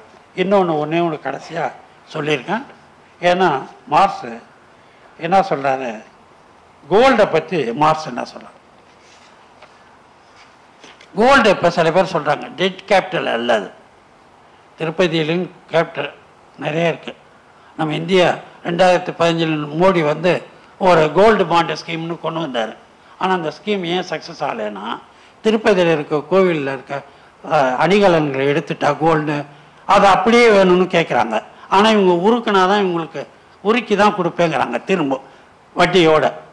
அதனால் அந்த ஸ்கீம் சக்ஸஸ் ஆகலைங்கிறாங்க. இப்போ ஒரிசாவில் அங்கே திறந்து பார்க்குறாங்க, இன்னும் கணக்கு நடந்துக்கிட்டு இருக்கு. அங்கே தான் தமிழர்கள் சாவி எடுத்துன்னு போயிட்டாங்கன்னு சொன்னார்ல மோடி, அந்த கணக்கு இப்போ நடந்துக்கிட்டு இருக்கு, எண்ணிக்கிட்டு இருக்காங்க. எந்த சாவி எடுத்து திறந்தாங்கன்னு தெரியல, எந்த தமிழர்கிட்டருந்து வாங்கினாங்கன்னு தெரியல. ஒருவேளை பூரி ஜெகநாதர்கிட்ட இருக்க கள்ள சாவியை பிடிச்சாங்களா தெரியல, அல்ல பிஜேபி வச்சுருந்த கள்ள சாவியை வச்சு பிடிச்சாங்களா தெரியல. இப்போ அங்கே அக்கௌண்டன்ட் இந்த தங்கங்கள் என்ன சொல்கிறார் மார்க்ஸ், அது டெட் கேபிட்டல்னு சொல்லலை, அது மூலதன சர்க்குலேஷனை தடுத்து நிறுத்துது. சுற்றி இயக்கத்தை தடுத்துக்கிற இந்த தங்கம் வந்து சுற்றி இயக்கத்தை தடுத்து நிறுத்திடுது அக்குமுலேஷன் ஆயிடுச்சுன்னா. அதனால இந்தியாவில் நிறைய பேர் அந்த தடுத்து நிறுத்தி வச்சிருக்காங்க சுற்றி இயக்கத்தை. மூலதனம் சுற்றி இயக்கம் நடத்தினா பொருளாதார வளர்ச்சி அடையாது. அதை தான் அவர் சொல்றார். அதுக்கு உடனே மார்க்ஸ் எவ்வளோ பெரிய அறிஞருங்கிறதுக்கு இது உதாரணம். அவர் ஷேக்ஸ்பியரை நிறைய படிச்சிருக்கார் மார்க்ஸ். அதை கீழே கொட்டேஷனில் சொல்றார், gold yellow glittering precious gold, thus much of this will make black white, foul fair, upper wrong right, base noble, old young, covered valiant. Shakespeare, what was this, you gods, why this will luck your priests and servants from our sides? இப்படியே சொல்லிட்டு வர்றார். இதை இவர் ஜமதக்கினி மிக அழகாக பளபளக்கும் பசுமையும் சேர்ந்த பொன்னே, உன் நுண் அளவும் ஆக்கும் கருமையை வெள்ளையாய், உன் நுண் அளவு ஆக்கும் கருமையை வெள்ளையாய், பிளாக் ஒயிட் ஆக்கிறத பைட், நன்மையை தீமையாய், நன்னெறியை பொல்லாங்காய். நம்ம பொல்லாங்கிற வார்த்தையை பயன்படுத்துறது இல்லை, லால மட்டும் பயன்படுத்துறாங்க. புண்மையை புகழுடையதாய், முதியவரை இளைஞனாய் செய்யுமே, இது தங்கம். வலியவரின் தலையணைகளையும் பறிக்கும் தன்மை தான். ஏழை வீட்டில் இருக்க தலையணையை கூட பொண்ணு பறிச்சுட்டு போயிடுங்கிற கடவுளே. யார் ஷேக்ஸ்பியர் சொல்ல, உன் பணியாளரைக்கு வலி ஏற்படுத்துகிறது. கடவுளை பசங்க காடு சர்வன்ஸுக்கெல்லாம் வலி. தங்க நேரம் இந்த வடிவம் எல்லா மதங்களையும் கூட்டு வைக்குமே. தங்கம் தான் எது வேணாலும் வாங்கிடுறாங்கிறது. மரங்களை கூட இடிச்சிடுங்க, இன்றைய அழித்து விடும், தீயவர்களை வாழ்த்திடுமே தங்கம் சொல்லுது. தொழுநோயால் பாதிக்கப்பட்டவர்கள் முதியோரை கூட அதை வாங்க தூண்டுமே. தொழுநோயாக இருந்தவங்க கூட தங்கம்னா அலையிறாங்க. திருடர்களும் பெருமைகளை தந்திடுமே. திருடர்களை கூட தங்கம் வச்சுருந்தா அவன் திருடன் நிறைய வச்சுருந்தா பாதி கொடுத்துட்டு பாதி தப்பிச்சிடுவான். அதை சொல்றார். நாடாளுமன்றத்தையும் ஒப்புதல் தர வைக்குமே என்ன சொல்ற. யார் அந்த காலத்தில் நாடாளுமன்றத்தையும் இந்த கோல்டு திஃப்ட் இதை ஜமதக்கினி மொழிபெயர்த்திருக்கார். ஆகவே நீங்கள் ஜமதக்கினி ஒரு சிறந்த மொழிபெயர்ப்பாளராக இருந்திருக்கார். அதுவும் முழுக்க முழுக்க தமிழில் அவர் கொண்டு வந்திருக்கார். ஆகவே அவர் சிறந்த விடுதலை போராட்ட வீரர். இன்னும் சொல்ல போனால் இந்த சமீபத்தில் இந்திய கம்யூனிஸ்ட் பத்திரிகையில் சமூக விஞ்ஞானம் ஒரு பத்திரிகை இந்திய கம்யூனிஸ்ட் வெளியிடுது. அந்த பத்திரிகையில் நான் ஒரு கட்டுரை எழுதியிருந்தேன். அந்த கட்டுரையில் ஒரு கம்யூனிஸ்ட் ஒரு கட்டுரை எழுதினார். அது என்ன, பெரியாரும் மார்க்சும் நான் சமீபத்தில் நேற்று நம்ம புலவர் வீரமணி இந்த நூலை கொடுக்க வந்தப்போ கூட நான் இந்த கருத்தை அவர்கிட்ட சொன்னேன். இந்தியாவிலேயே உலகத்திலேயே பெரியார் தான் ஒரு புதுமையான மக்கள் தொகை கோட்பாடை கொடுத்துருக்கார். மார்க்ஸ் என்ன சொல்றாரு? மக்கள் தொகை கோட்பாடு ராபர்ட் தாமஸ் மால்தஸ் தருவது தவறானது, பொய்யாயிடுச்சு அப்படின்னு. ஆனால் தொழிலாளர்கள் எல்லாம் சுரண்டத்துக்கணும்னா ஏழைகளை மக்கள் தொகையை பெருகிறனால முதலாளிகள் தொழிலாளர்களை குறைந்த கூலி கொடுத்து சுரண்டறாங்கிற கருத்தை தான் சொல்றாரு. ஆனால் பெரியார் 1920 இந்த குழந்தை கட்டுப்பாடை, குழந்தைகளை பெண்கள் அதிகம் பெறுவதை கட்டுப்படுத்த வேண்டும் சொல்றார். ரெண்டாவது, நாகமே குழந்தை பெருக்குது, ஒரு பெண் குழந்தை இறந்துடுது. பெரியார் பார்க்க கூட இல்லை அந்த பெண் குழந்தைய. பெரியார் எப்படியெல்லாம் வாழ்ந்திருக்காருங்கிறதுக்கு நீங்கள் மாணவர்கள் தெரிஞ்சுக்கணும். பெரியார் குழந்தைய பார்க்கல, இறந்தது. அதோ ஒரு நிகழ்ச்சிக்கு போயிட்டார். அதுக்கப்புறம் நாகமே, இது பெரியார் பதிவு செய்திருக்கார். நாகமே கேட்குறாங்க, எனக்கு இன்னொரு குழந்தை வேணும். அதுக்கு பெரியார் பதில், ஊரில் இருக்க குழந்தைங்கள்லாம் 3 நம்ம எடுத்து வளர்த்துட்டா போகுது, எதுக்கு இன்னொரு குழந்தை? எதுக்கு குழந்தை பெறுவது ஒரு பெரிய கடினமான செயல். மருத்துவ வசதி இல்லாத காலத்தில் இறப்பு சதவீதம் அதிகமாக இருக்குது. இது ஏன் குழந்தைன்னு கேட்குறீங்க? நாகமே ஆகிட்ட மறுத்துடுறார். இந்துவில் கூட சமீபத்தில் இந்த குடும்ப கட்டுப்பாடை பற்றி 2 அறிஞர்கள் எழுதியிருந்தாங்க. ஆனால் அவர்கள் ஒன்று தவற விட்டுட்டாங்க. இந்தியாவில் சிறந்த டெமோகிராஃபர்னு சொன்ன ஒரு அண்ணாமலை பல்கலைக்கழகத்தில் சிறுகாலம் பேராசிரியராக இருந்த சந்திரசேகரன் தான். சந்திரசேகர் தான் வேர்ல்ட் நோன் டெமோகிராஃபர். அவர் 1970 அவரை குடும்ப கட்டுப்பாடு அமைச்சராக ஹெல்த் மினிஸ்டர் இருந்தப்ப எல்லா மத தலைவர்களையும் பார்க்குறாரு. கடைசியாக பெரியாரை பார்க்குறாரு. பெரியார்கிட்ட பார்த்தப்ப பெரியார்கிட்ட கேட்குறாரு, இது பதிவு இருக்கு, ஆல் இண்டியா ரேடியோவில் பதிவு பண்ணியிருக்காங்க, ஆனிமுத்தையா எழுதிய நூல்லையும் இருக்குது இந்த பதிவு. பெரியார்கிட்ட கேட்குறாங்க, நீங்கள் இதான் மார்க்ஸுக்கும் பெரியாருக்கும், மார்க்ஸ் இப்படி என்ன நினைத்தாரோ அதை பெரியார் அப்படியே வாழ்நாளில் ஒரு கம்யூனிஸ்ட் மாதிரியே வாழ்ந்திருக்காரு. அவர் சொத்தை பொதுக்காக தான் கொடுத்துட்டு போயிட்டார். ஜமதக்கனி அடிக்கடி சொல்லுவார் ஒரு வார்த்தை, நிலம் தனி என்று பொதுன்னு தான் சொல்லுவார். என்கிட்ட அடிக்கடி சொல்லியிருக்காரு, நிலம் தனி என்று பொது. இந்த நிலத்தை நீங்கள் வியட்நாம் இன்வெஸ்ட்மெண்ட்டில் நல்லா இருக்கு, சைனாலையும் வியட்நாம்லேயும் நிலம் பொதுவானது.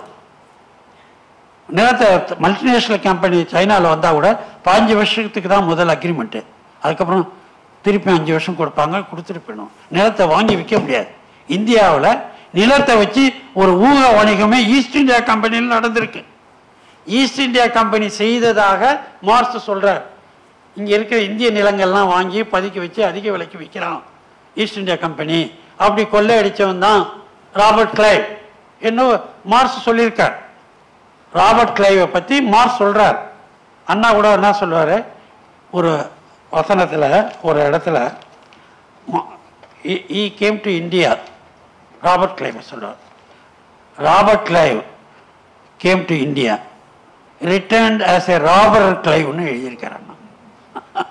அண்ணா மாதிரி ஒரு அம்பேத்கர் மாதிரி ஆங்கிலத்தை மிக அழகுற ராபர்ட் கிளைவ். அது மாதிரி இப்போ இந்தியாவில் மட்டும்தான் நடக்குது. ஏன் சீனா வளர்ந்துருக்குன்னா, நான் சீனாவுக்கு போயிருக்கேன். பீஜிங்கில் யாருமே நிலம் வச்சுக்க முடியாது. தனியார்கள் பரம்பரையாக வீடு வச்சுருந்தாங்கன்னா அந்த வீடை வச்சுக்கலாம், மகனுக்கு கொடுக்கலாம்.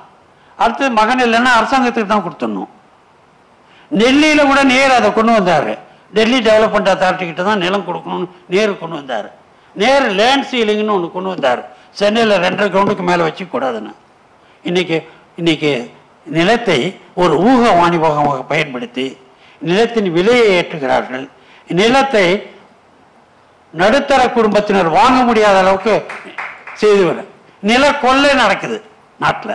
இந்த நில கொள்ளைங்கிற வார்த்தையை மார்க்ஸ் சொன்னார். மார்க்ஸ் சொல்லியிருக்கார். இங்கிலாந்து நகரத்தை பற்றி ஒரு கட்டத்தில் சொல்றார், பொல்யூஷன் வந்துடுச்சு, இது இங்கிலாந்து நகரம் அல்ல, இங்கிலாந்து நரகம்னு எழுதியிருக்கார். அது ஜமதக்கினி மொழிபெயர்த்து, நகரம் அல்ல நரகம். அந்த 1850 857 சிப்பாய் கழகத்து வரலும் இங்கிலாந்தில் காலராவால் இருந்தவர் பல ஆயிரக்கணக்கான, அம்மை நோயால் இறந்தவர்கள் பல ஆயிரக்கணக்கானர்கள். இதெல்லாம் மார்க்ஸ் புள்ளிவிவரத்தோடு கொடுக்குறார். ஆகவே நீங்கள் மார்க்ஸ் ஒரு தத்துவியல் இருக்கு, வரலாறியல் இருக்கு, மெய்யியல் இருக்கு, அறிவியல் இருக்கு. அதனால தான் ஏன்னா மார்க்ஸ் சயின்டிஃபிக் எவிடன்சஸ் அப்படின்னு ஏன் சொல்றாங்கன்னா, மார்க்ஸுடைய நூலுக்கும் மற்ற நூலுக்கும் உள்ள ஒரே வித்தியாசம், மார்க்ஸ் எல்லாம் எவிடன்ஸ் பேஸ்ட் தான். எவிடன்ஸ் இல்லாமல் ஒரு வரி கூட அவர் எழுதலை. இதை ஒரு வரி இல்லாமல் மொழிக்கு மொழி, வரிக்கு வரி, சொல்லுக்கு சொல் தூய தமிழில் ஜமதக்கினி மொழிபெயர்த்திருக்கார். நான் இறுதியாக மார்க்ஸை பற்றி 1932 அறிஞர் அண்ணா பச்சையப்பன் கல்லூரியில் இருக்கிறப்ப சாஸ்திரி கட்டுரை போட்டின்னு ஒன்று நடக்குது. அது இப்போ ஆங்கிலத்தில் வந்துடுச்சு, அண்ணாவுடைய பதிப்பு அந்த ஆங்கில கட்டுரை. அதில் மார்க்ஸை பற்றி அண்ணா எழுதியிருக்கார். மார்க்ஸை பற்றி அண்ணா சொல்றார், கூர்ந்து உணரும் தன்மையுடைய அவருடைய உள்ளம், கூர்ந்து உணரும் தன்மையுடைய அவர் உள்ளம், முதலாளி வர்க்கத்தின் பேராசை, கொடூரம், தந்திரம் ஆகியவற்றால் பெருமளவில் மக்கள் பாதிக்கப்படுகிறார். அண்ணா எழுதியிருக்கார். அவர் மார்க்ஸ் முதலாளித்துவத்தின் தீமைகள் பற்றிய பயங்கரமானங்கிறார், டெரரிசம்ங்கிறது பயங்கரமான தெளிவான உண்மைகளை வெளிச்சத்திற்கு கொண்டு வந்தார். உடனே அண்ணா சொல்றார், அந்த மாணவராக இருக்கப்ப ரூசோவை கொடுத்தார். ரூசோவின் சமூக உடன்படிக்கை எவ்வாறு விடுதலை, சமத்துவம், சகோதரத்துவம் என்ற கோட்பாட்டுக்கு வழிவகுத்ததோ அதே போன்று மார்க்சின் மூலதனம் வழிவகுத்த மிக மதிப்பெண் என்ற கருத்தியல் திட்டம் பல்வகையான சமதர்மம் வளர்ந்திட முக்கியமான ஆதாரமாக வளர்ந்துள்ளது. இங்க அண்ணா ரொம்ப கேர்ஃபுல்லா ஒரு வார்த்தையை போட்டிருக்கார், பல்வகை. சோசியலிசத்துல இன்னைக்கு பல்வகை இருக்குங்கிறது உலகம் உணர்ந்துச்சு. ரஷ்யா சோசியலிசம் ஃபெயிலே ஆச்சு, ஆனால் வியட்நாமில் இருக்கு, கியூபாவில் இருக்கு, சைனாவில் இருக்கு, வெவ்வேறு விதத்தில் இருக்கு. அதை நான் சொன்னேன்னா எந்த வகையில் மாறுபட்டது என்பதை நான் கம்யூனிஸ்ட் பார்ட்டி மியூசியத்தில் போய் படித்து சில குறிப்புகள் வச்சுருக்கேன், இன்னொரு விழாவில் சொல்கிறேன். அது சொல்லிட்டு பல்வகையான சமதர்ம திட்டம் மலர்ந்திட முக்கிய ஆதாரமாக உள்ளது. மார்க்ஸ் ஒன்றும் இல்லாததற்கு புகழ்ந்து அடைந்து விடவில்லை, மூலதனம் இன்றியமையாதது, ஆனால் முதலாளித்துவம் அப்படி அல்ல. மூலதன தேவை, முதலாளி தேவை, இதுதான் அண்ணாவுடைய கருத்து. இது ஏனென்றால் நீங்கள் பல பேர் சொல்றாங்க மார்க்ஸை திட்டமிட்டு மறைப்பதற்காகவும், அமெரிக்காவிலே அது நடந்தது, இப்பயும் நடக்குது. மார்க்ஸை பற்றி பலர் கருத்து தான். ஆனால் மார்க்ஸுடைய அடிப்படை தன்மைகள், முதலாளித்துவத்தை பற்றி அவர் சொல்லிய அடிப்படை தன்மைகள் அப்படியே இன்னைக்கு நடக்குதுங்கிறதுக்கு ஒரு உதாரணம். இன்னைக்கு அமெரிக்கா நாட்டுடைய ஒட்டுமொத்த வருமானத்தை விட 100 மடங்கு கடன் வாங்கிடுச்சு. அது வெல்ஃபேர் ஸ்டேட் இல்லை, வார்ஃபேர் ஸ்டேட். இப்போ அங்கே போய் அவனை தூண்டி காசால போய் சண்டைக்கு வளர்க்கறதுக்கு அமெரிக்கா தான் காரணம். ஆகவே நீங்கள் உலகம் அமைதியாக இருக்க வேண்டுமென்றால், உலகத்தில் ஏற்றத்தாழ்வுகள் குறைய வேண்டுமென்றால், உலகத்தில் வேலை வாய்ப்பு இளைஞர்களுக்கு பெருக வேண்டுமென்றால், அது மூலதனத்தை எப்படி பயன்படுத்துவது என்பதெல்லாம் இருக்கிறது. மூலதனம் சோசியலிசத்தில் தான் எல்லா மக்களுக்கும் எல்லோருக்கும் பயன்படும் வகையில் அமையும் என்பது உறுதியானது, உண்மையானது என்று கூறி எனது உரையை உள்ளது. இப்போ ஜமதக்னி ஐயா உயிரோடு இருந்தபோது இந்த நூல்கள் வரல. அந்த வரலங்கிற ஏக்கம், வருத்தம் அவர்களுக்கு இருந்ததா? அவர் ஒரு வெரி ஸ்ட்ராங் மேன் சொல்லுவாங்கல்ல, அவர் நான் பார்த்ததுலே வெரி ஸ்ட்ராங் மேன் அவர். ஏன்னா அவருக்கு இந்த ஸ்ட்ரோக் வந்தப்போ நான் கொஞ்சம் பதறி போயிட்டேன். என்னன்னா இப்படி இருந்தார் இப்படின்னு போய் வேகமாக போய் ஆட்டோவெல்லாம் பிடிச்சி அவர் அழைச்சிட்டு போகிறேன். உடனே தன் மகள்கிட்ட சொல்கிறார். என்ன சொன்னார் தெரியுங்களா? இதெல்லாம் தெரிஞ்சுக்கணும். அம்மா, உங்கள் வீட்டுக்கார் ரொம்ப படித்தவர்னு நினச்சம்மா, நல்லா படித்தவர், ஏன் இப்படி பதறாரு? என்ன ஆட்டோவில் போகிறப்ப கேட்குறார், ஏன் பதறாரு? Every man should die. அது எந்த நேரத்தில் செத்து போகிறவங்க தான் தெரியாது. அவர் சொல்கிறார். அதனால தான் நாட்டில் ஜோதிடம் அவர் கிண்டல் பண்ணுவார் நிறையா. ஜோதிடம் கடவுள்லாம் ஏன் அதிகமாக வந்துச்சுன்னா இந்த இறப்பை பற்றி பயம் வந்ததுனால தான் எல்லாருக்கும் அந்த கடவுள் பயம் வந்ததே காரணம். அதெல்லாம் ஒன்றும் இல்லை. நான் வந்து ஐ ஹவ் இங்கிலீஷில் அடிக்கடி பேசுவேன். I have fulfilled all ambitions. மார்ஸை மொழிபெயர்த்துட்டேன், அதுவும் முடிச்சிட்டேன். என் மகன் சன்னியில் நான் வந்து கண்டிப்பாக அதை வெளியிடுவாரேன்னு நம்பிக்கை இருக்குன்னு சொன்னார். அதனால் அவரை இறப்பதை பற்றி கூட சொல்ல, ஒரு மருத்துவர்கிட்ட போய், பெரிய மருத்துவர், அவர் புகழ்பெற்ற மருத்துவர் வேல்முருகேந்திரன், நியூராலஜிஸ்ட்டு, அவர்கிட்ட உடனே அழைச்சிட்டு போகிறேன். அவரை பார்த்துட்டு இப்போ ஸ்ட்ரோக் வந்துச்சு, மாத்திரை வச்சு சரி பண்ணலாங்கிறாரு. அவர் வந்து அப்போ 50 ரூபா நான் பணம் கொடுத்தேன். 50 ரூபா கொடுத்தோன்னே ஜமதக்கினிக்கு கோவம் வந்துருச்சு. உடனே அவரை பார்த்து கேட்டார், doctor, did you know about the freedom ஸ்ட்ரகிள்னு கேட்டார்.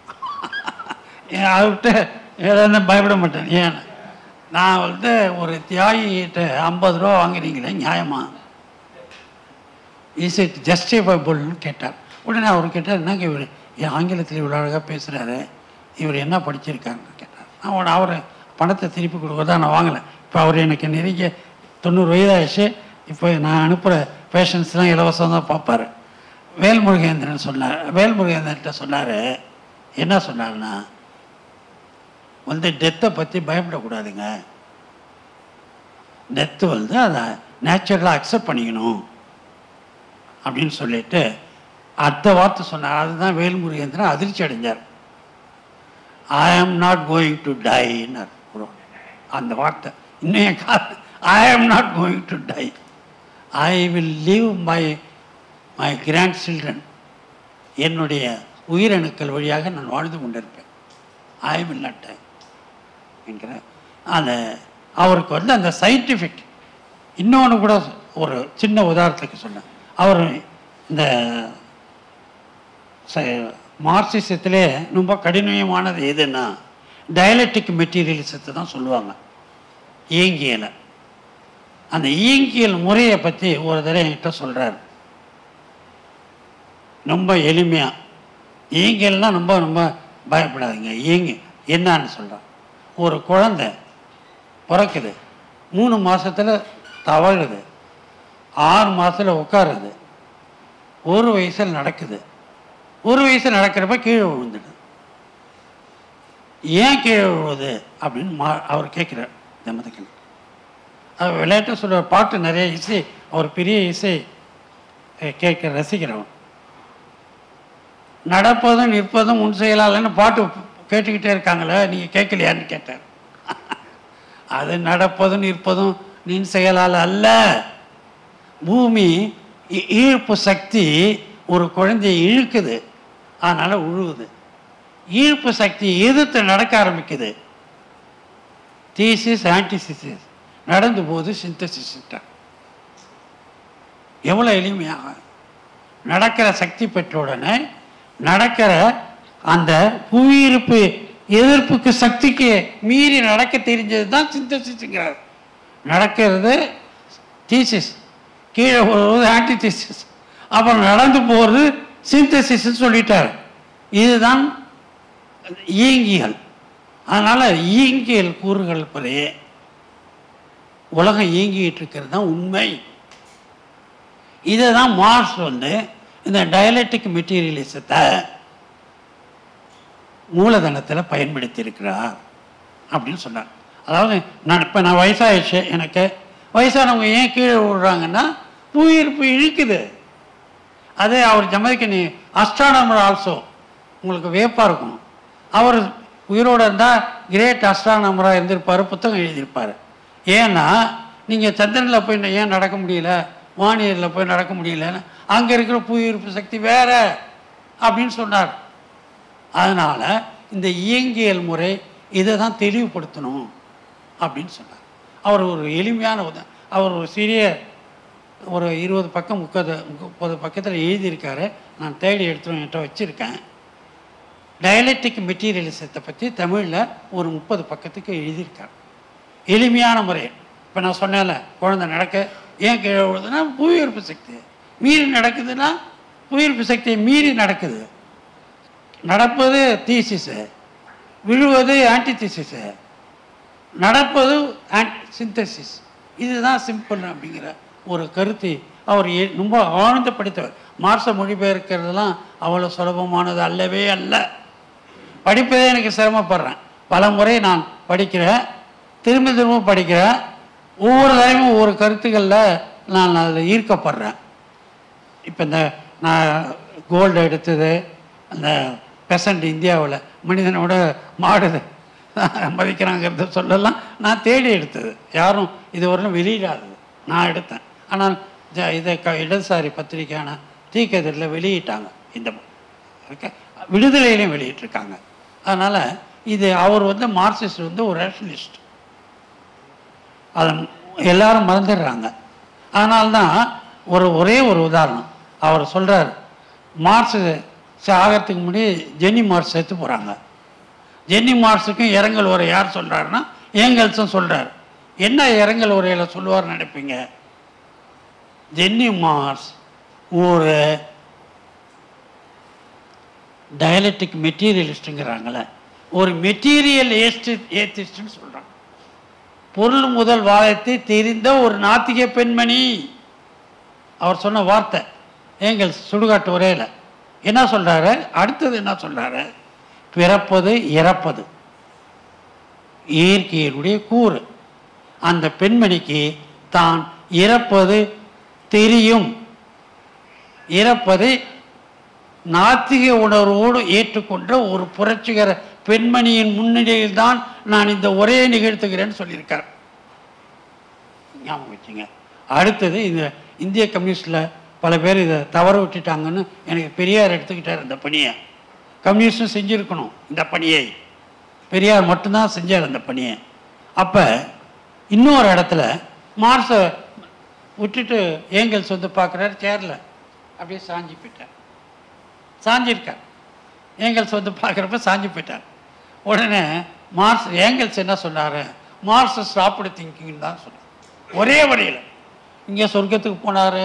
நீங்கள் அபோர்டு நீங்கள் பாருங்கள், இந்து பத்திரிக்கையில் வர்றதெல்லாம் ஹெவன் அட்டைன்ட் ஹெவன் வரும். ஒரு மெட்டீரியலிசம்ங்கிறது இதுதான். மெட்டீரியலிஸ்டிக் ஏத்திசம்னு சொன்ன ஏங்கல்ஸ் சொன்னது இதுதான். Marx stopped thinking. அதுதான். இதை நீங்கள் படிக்கணுங்கிறதுக்கு 2வது பதிப்பு வருது. கொஞ்சம் சீப்பாக கூட போடுவாங்க. ஆனால் நீங்கள் எல்லோரும் அதை ஒவ்வொரு பல்கலைக்கழகத்திலும் அதை படிக்க வேண்டும். மார்க்சின் புத்தகத்தில் காணக்கூடிய இலக்கியங்கள் என்று போடும். இதோட அவ்வளோதான். சுயசரிதை எழுதியிருக்காங்களா? சிறை வாழ்க்கை குறிப்புகள் எழுதியிருக்காங்களா? இல்லை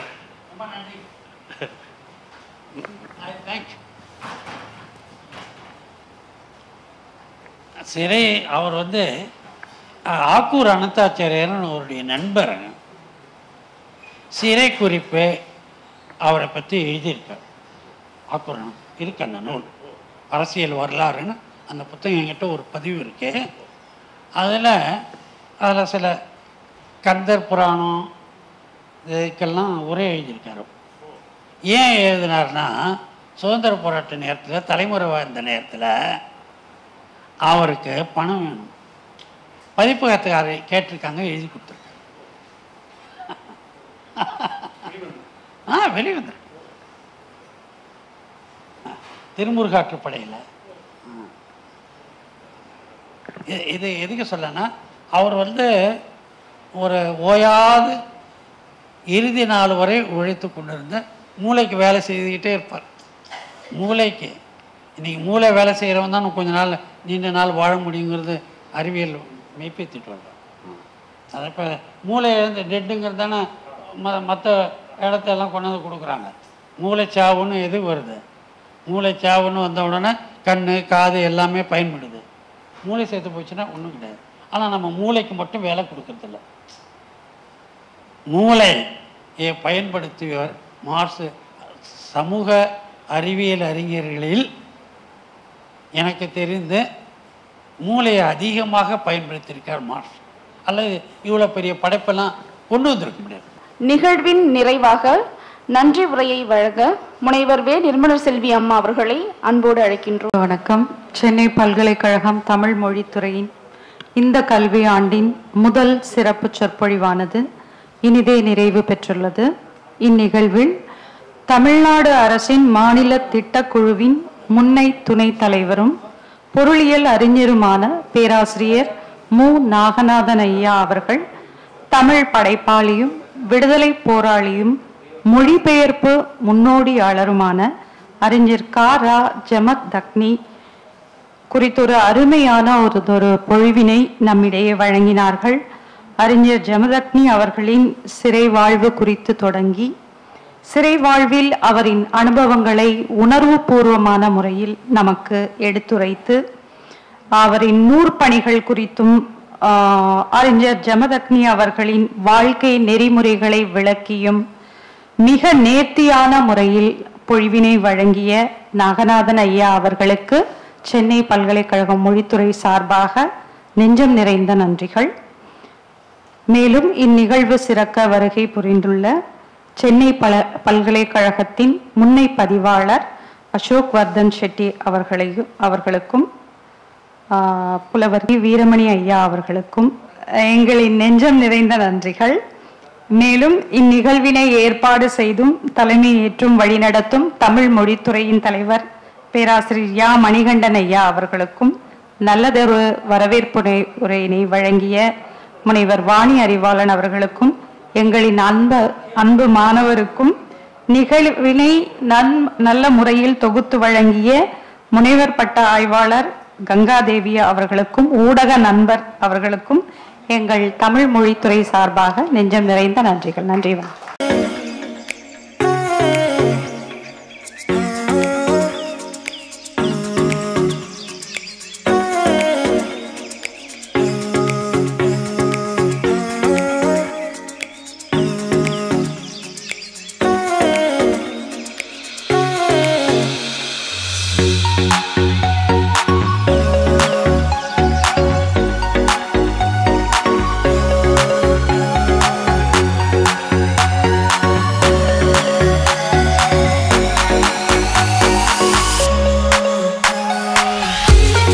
லைக் பண்ணுங்க, ஷேர் பண்ணுங்க, சப்ஸ்கிரைப் பண்ணுங்க. மறக்காம அந்த பெல் பட்டனை கொஞ்சம் அழுத்தி